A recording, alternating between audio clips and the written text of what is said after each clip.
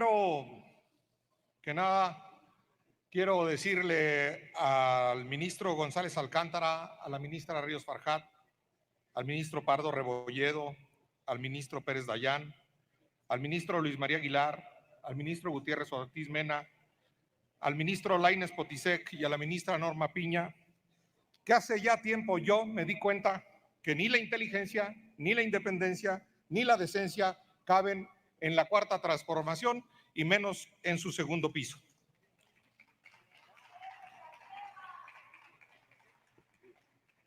Yo sí acepto preguntas, no gritos cobardes.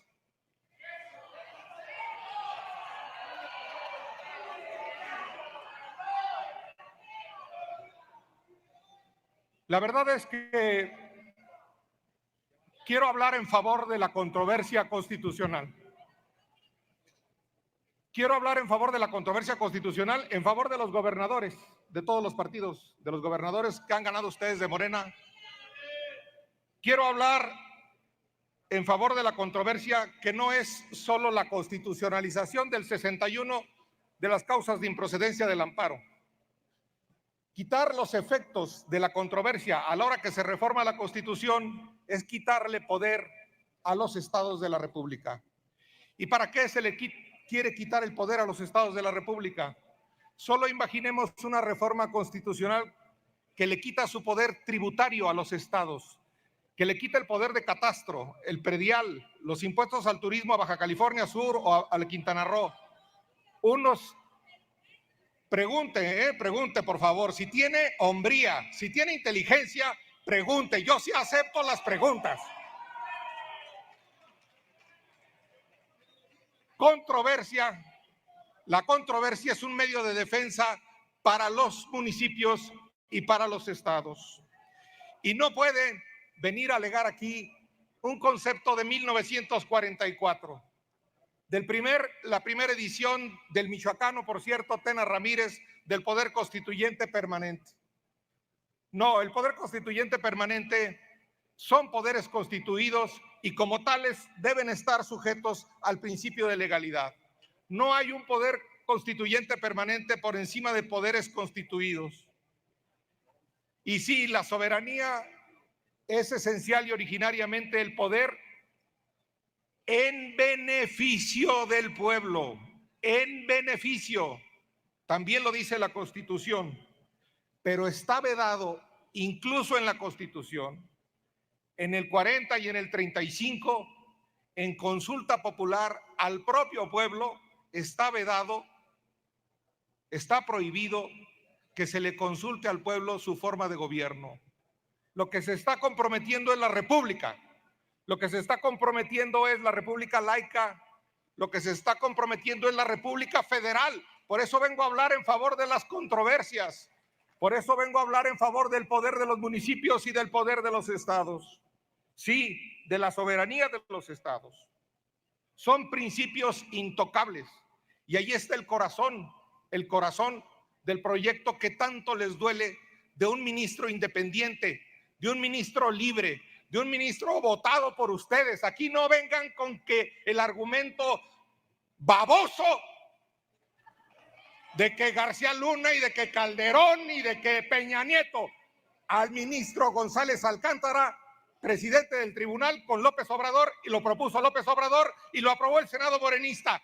¿Ese qué tiene que ver con el neoliberalismo? ¿Ese qué tiene que ver con el pasado? Están regresando, ya que les gusta la historia, están regresando al centralismo santanista, al de Santana y al de los impuestos. Quieren solamente un artículo.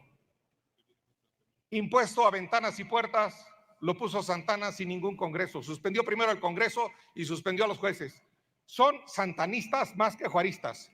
Y segundo, aquí vienen a invocar la Constitución del 17, el artículo 8 de la Constitución del 17, el original, poder constituyente originario. Dice, la Suprema Corte de Justicia resolverá los amparos que estuvieran pendientes. Permítame. Diputado Gibran, ¿con qué objeto? Cuestionamiento al orador. Antes de formularle al orador si acepta el cuestionamiento, porque ya lo aclaré respecto a su bancada, recuerdo nuevamente que hubo un entendimiento entre grupos parlamentarios para tratar de agilizar el debate y evitar las preguntas. ¿Acepta usted la pregunta, diputado? Sí, claro que la acepto. Adelante. Pregúnteme usted. Morena fundó una escuela de derecho que se llama Ponciano Arriaga. Esa fue de las primeras escuelas universitarias que se instituyeron como asociación civil. Usted, que es conocedor del derecho, ¿opinaría que la doctrina actual de Morena está más cerca de Ponciano Arriaga o de otros personajes que usted ha mencionado como Antonio López de Santana, y por qué? ¿Eso qué? Gracias por la pregunta. Aquí viene uno a parlamentar. Perdón. Concluya el orador y enseguida le daré la palabra al diputado Leonel Godoy. Concluya con la respuesta. Ponciano Arriaga era el verdadero procurador de los pobres. Si le quitan los efectos generales, como ahora al amparo, los efectos generales al amparo, pues los pobres tendrán que encontrarse un procurador de los pobres como Ponciano Arriaga, o un buen despacho de abogados, o comprar un juez del bienestar. Por supuesto que está más cerca de Santana que de Ponciano Arriaga esta reforma. Gracias, presidente. Continúa con su intervención y al final le daré la palabra al diputado. Solo decir que la Constitución originaria del 17 en el artículo 8 respetó los amparos. Ni siquiera el constituyente originario. Lean el artículo 8 transitorio de la Constitución del 17. O anímense a hacer decretos. Que un decreto, que la Constitución diga de una vez por todas que cualquier decreto de la presidenta es la Constitución. Anímense de una vez, se los firmamos. No anden Concluya, diputado. con cobardías para preguntar. Concluya. Decretos presidenciales que sean la Constitución. Caprichos presidenciales que sean la Constitución. Deseos presidenciales que sean la Constitución. Lo que le venga en gana a la presidenta, emperatriz de México, que sea la Constitución. ¡Viva la emperatriz López de Santana! Diputado Leonel Godoy, ¿con qué objeto? Señor presidente, evidentemente... ¿Con qué objeto, diputado Leonel Godoy? De orden, señor presidente, disculpe, moción de orden. No aprecio desorden. Le pido que continuemos con el debate, por favor. Tiene ahora el uso de la palabra el diputado Adrián González Naveda del Partido del Trabajo para hablar en pro hasta por 5 minutos.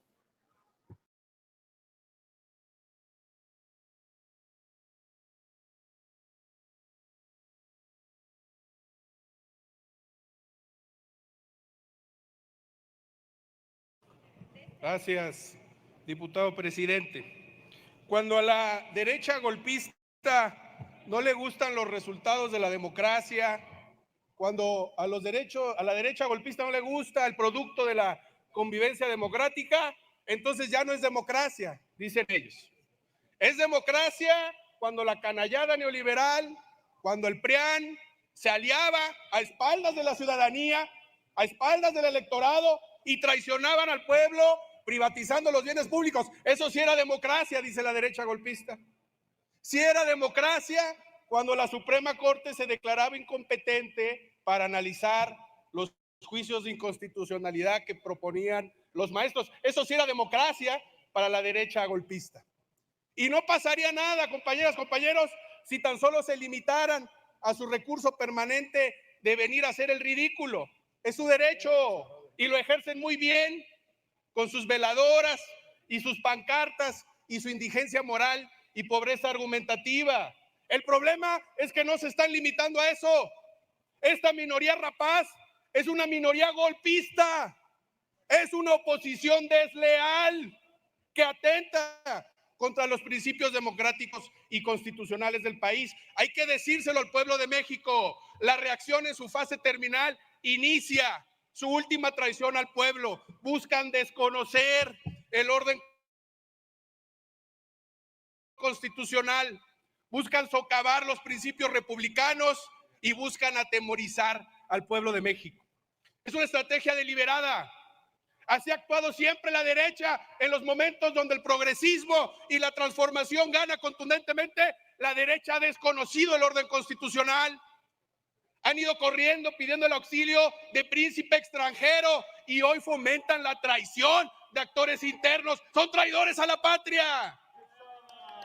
Hacen gala de su miseria humana una vez más y buscan atemorizar, buscan aterrorizar al pueblo, oponiéndose antidemocráticamente a un proceso democrático como nunca se había visto en la historia democrática de este país. Al paso que van, simuladores, traidores, van a decir que ustedes ganaron la elección.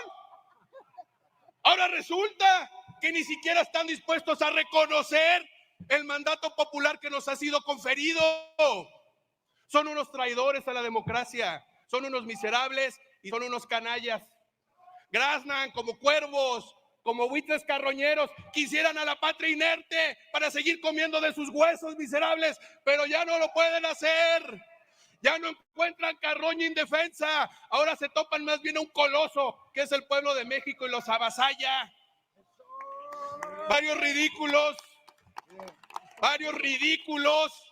quieren venirnos a dar lecciones de liberalismo republicano. Hijos de Maximiliano, aquí estamos los herederos de Prisciliano Sánchez, de Ramos Arizpe, de Valentín Gómez Farías. Nosotros somos los guardianes de la República y del liberalismo republicano. Nosotros somos los herederos de los liberales del 33, de los liberales del 57 y del constitucionalismo social de 1917. Son traidores a la patria y son ignorantes. Pero entiendan esto. Griten, graznen cuervos, graznen. Entiendan esto. Este proceso de transformación no va a ser detenido con prácticas y tácticas desleales. No nos van a detener los que se oponen a la democracia. No hacen más que exhibirse en su talante autoritario y fascista. Uno de los ridículos vocingleros de la reacción vino aquí a citar a Hitler. Están en un absoluto delirio y en caída libre, pero sepan esto, no habrá contención contra esta minoría rapaz y golpista. Hablan de un juicio de la historia. Entiendan esto, este es el juicio de la historia. Ustedes, en su fase terminal, agonizante, son producto de un juicio histórico. El pueblo se ha erigido en juez y fiscal de ustedes, los ha medido en su justa dimensión y los ha puesto en el basurero de la historia, en la marginalidad, en la esterilidad política, en el desahucio político. No nos van a detener, hermanas y hermanos del pueblo de México, que ven este debate por cualquier medio posible y que vendrán a ver este diario de los debates para futuras investigaciones. Sepan esto, existen aquí 364 diputadas y diputados dispuestos a defender la República y no daremos ni un paso atrás contra la derecha fascista. Por último, le aplauden mucho ustedes a uno de los que dice medianamente entender la historia del país. Concluya, diputado. No la entiende. Concluya, por favor. Y además es un machirulo. Esto no es cuestión de hombría, ridículo. Esto es cuestión de principios. Y todas las compañeras de este bloque opositor tienen más argumentos que tú para defender la Constitución. ¡Que viva el pueblo de México! Tiene ahora el uso de la palabra el diputado Víctor Zamora. Y tupido a la fachiza. Así que vámonos a descansar. Muy buenas noches.